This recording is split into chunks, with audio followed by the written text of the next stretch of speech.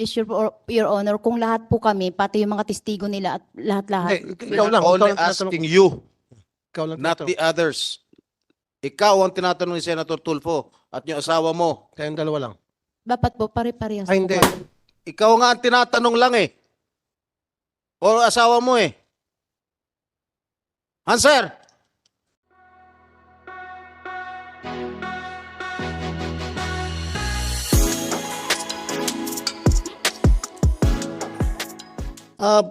Your Honor, Mr. Chairman, yung mag-asawa lang, tanungin ko. You have the witnesses. Yeah, Mrs. Ruiz, Mr. Pablo Ruiz. Miss Franz, saka Miss Pablo Ruiz. Sa narinig namin ng mga testimonya na sinasabi nitong mga witnesses, ako bilang ordinaryong tao, I am wondering why, bakit ganun na lang kayo kabayolente at kawalang awa sa mga tao na ito? What led you to do that? Anong rason? Bakit ganun na lang ka walang awa na minamaltrato ninyo itong katulong ninyo? Bakit? Anong dahilan? Magtanong lang ako. Your Honor, hindi po kami ang gumagawa. Hindi kayong gumagawa. Opo. Hindi po kami So nagsisinungaling ito sila? Opo. Ha? Opo. Sabihan kita ha, you are under oath. Ha? Opo. Kapag nagsinungaling ka dito, pwede kita ipakulong dito sa baba ha? Opo. Hindi po Pinarningan ko na yan, hindi po kami Senator nagsisinungaling. Tulfo. Yes? Senator Jigoy? Pinarningan ko na yan noong nakarang hearing. Pag Oh, nagsinungaling yan. baka akala nyo hanggang warning lang kami. Ha? Papakulong ko kayo dyan sa baba. Kayo mag-asawa, hindi kayo makauwi. Yung husband, tanungin kita, Mr. Pablo Ruiz, bakit ganun na lang kung makatrato kayo ng inyong katulong? Yes, Your Honor. And you cannot deny that. Bulag, oh, bulag. Natanggal ang mata. Oh, wala nang vision. Bulag. So, gusto nyo ebidensya? Oh, yan ang ebidensya. Yung mata niya, bulag. So ngayon, magsinungaling pa kayo dito. Ano? Your Honor, hindi naman kami nagsisinungaling po. Sinasabi ko lamin po ang totoo. Anong totoo? Kasi po ako, ay no 2020 ay lagi ako bumiyahe ng pandemic ng pamimigay sa mga tao po. Hindi ako nagtatanong dyan. Ang tinatanong ko, yung pagmamaltrato.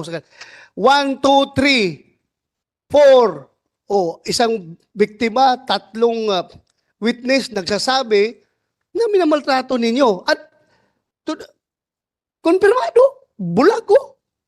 Dahil sa ginagawa ninyo. Tapos ngayon, i-deny nyo na ginagawa nyo yan?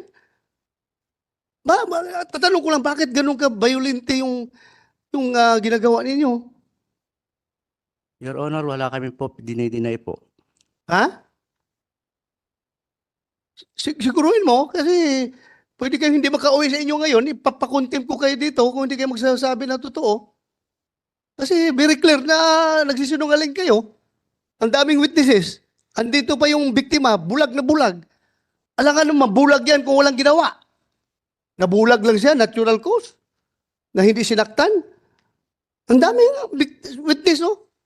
Ito mga katulong nyo dati na nakakita talaga sa paggawa ninyo ng karumal-dumal na pananakit sa inyong katulong.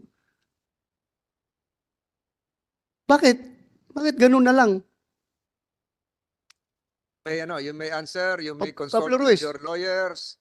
Ikaw din ang magsasalita. Ayun, Your Honor, totoo wala naman kami talagang po ginagawang masama. Kasi ang sabi rin ng mga ibang kasamahan, sila rin lang po ang nanuntok kay LB po. Sinong ibang kasamahan? Ay sila Patrick po at saka si JM po. Patrick, JM. Totoo kayo nanuntok kay LB? Hindi po. Ha? Hindi po. So, sino nagsinungaling ngayon? Kayo o sila? Sila po. JM, Sigurado ka? with the permission of Senator De La Rosa. Yes. JM, ikaw yung dalawang affidavit, di ba? Yung una, Apo. sinabi mo na ikaw ay pinwersa lang na pumirma. Opo. Yung pangalawa, ikaw ay nagsalaysay ng ng galing sa iyong kalooban. Opo. Pinaninindigan mo yung pangalawang affidavit, Opo. pang salaysay. Saan ka ngayon nagtatrabaho? Sa iba na? Sa kanila pa?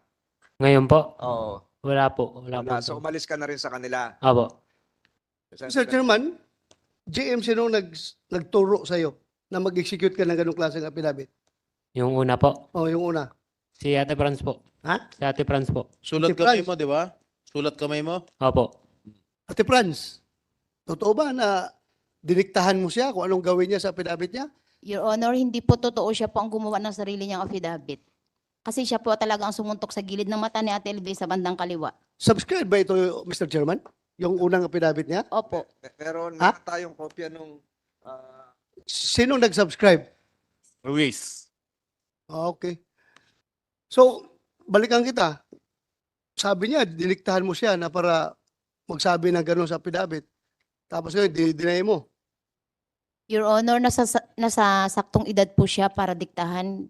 Siyempre kung ako man po, hindi rin ako magsunod kasi nasa edad na ako, ba't magpadikta ako sa tao?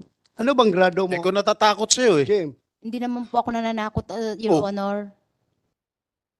Hindi po kami nananakot kasi po tindahan niyo Google sa Pay ka kanila. lang.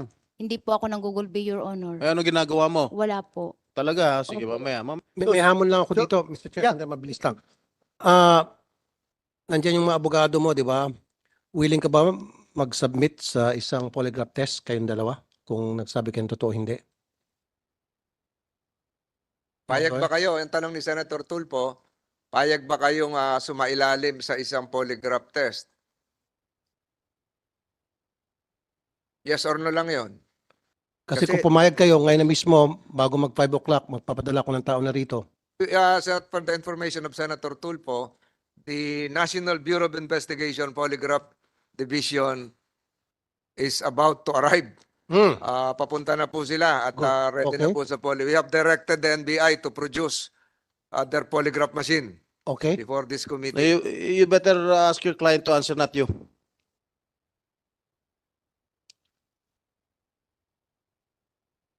Yes, Your Honor, kung lahat po kami, pati yung mga testigo nila at lahat-lahat. Hindi, ikaw lang. Only ikaw lang tinatanong asking ko. you, Ikaw lang not tinatanong the others. Ikaw ang tinatanong ni Senator Tulfo at yung asawa mo. ko. Kayong dalawa lang. Dapat po, pare-parehas Ay, po hindi. kami. Ikaw nga ang tinatanong lang eh. O asawa mo eh. Answer! Kung hindi po sila kasama daw po, ay pwede pong... Ano kinalaman nila? Kasi, Ikaw lang tinatanong ni Senator Tulfo. kasi po nagsisinungaling sila. Sa amin nila tinuturo yung ginawa nilang kasalanan. Hindi nga, mamaya ko na sila tatanungin. Ikaw lang tinatanong ko. Tanungin mo lang ako, yes or no, ikaw lang. Huwag mo nun sila intindihin. Yes or no? Hindi po. Dapat kapare. Hindi. So, hindi. So, ayaw mo. Opo. Ikaw naman, Mr. Ruiz, yes or no lang. Para malaman kung nagsasabi kayo ng totoo. Kung ano po yung sinabi ng aking asawa po, yun na po ang ano. Pero alam nyo, in the court of public opinion, guilty na agad kayo kasi tumatanggi kayo. In fact, we're helping you. Alam mo ba itong ginagawa namin? Tinutulungan namin kayo. Kasi kung talaga wala kang tinatago, nagsabi ka na totoo, you will say yes. At maaaring ito yung magbibigay linaw sa amin lahat na maaaring ang inosente kayo. Maybe. Pero yung pagtanggi nyo, dito lumilitaw na meron kayong tinatago kasi kung wala kayong tinatago, heck, sige, lie detector test kahit ilang beses pa. Let the records reflect that spouses Ruiz are being advised by their counsels right now. Mr. Chairman, Can you answer? May tanong ni Senator Tulfo, Mr. Ruiz. Kung wala kayo tinatago, papayag kayo eh. Your Honor, ganun din po dapat sila kasi sila yung mga gumawa sa amin nila pinapato yung ginagawa. Hindi, nila. mamaya na ngayon sila. Okay? Huwag mo akong turuan, huwag mo akong diktahan. Alam kong ginagawa ko. Sorry. So kung alam kong ginagawa ko, dapat alam mo rin yung sasagutin mo. Ang sagot doon, yes or no. Huwag ka na magbigay pa ng pasikot-sikot na sagot. Kung no, no. Mrs. Ruiz. Kung yes, yes. Wala nang paligoy-ligoy pa. Again, the answer will be made upon advice of the counsel.